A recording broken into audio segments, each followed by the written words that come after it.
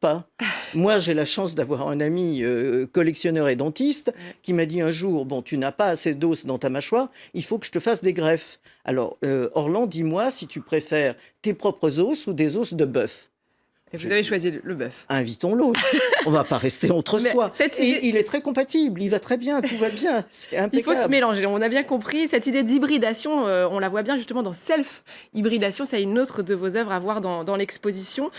Sur ordinateur cette fois-ci, c'est pas de la retouche réelle. Vous avez transformé votre visage pour lui donner une forme qui est proche de celle des civilisations précolombiennes, amérindiennes, africaines. Alors là, je trouve que ça fait écho à l'actualité quand on voit le sort des migrants, quand on voit la montée des extrêmes, cette espèce de peur de la différence. Est-ce que c'est ça aussi, c'est ça que vous voulez dénoncer à travers ces œuvres? Et bien évidemment, j'ai fait ça toute ma vie. Je suis très très inquiète, effectivement, actuellement, parce qu'il y a les esprits se referment, tout le monde devient extrêmement frileux. La non-ouverture à l'autre est vraiment quelque chose de stérile, de pas intéressant, de pas intelligent. Donc effectivement, toutes les œuvres, après les opérations chirurgicales, en fait, je me suis fait, pour les opérations chirurgicales, une nouvelle image pour faire de nouvelles images. Et au départ, j'ai travaillé avec ma civilisation chrétienne, on pourrait dire, occidentale.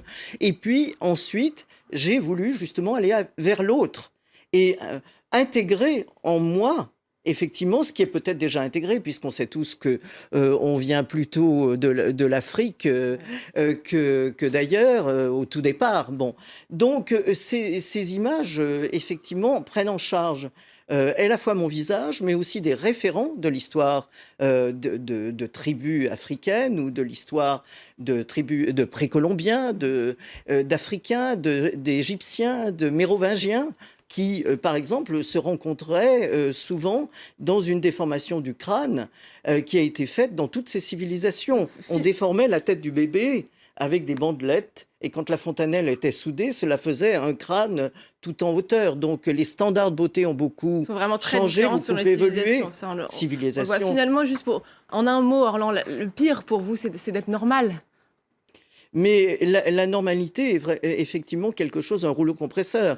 Par exemple,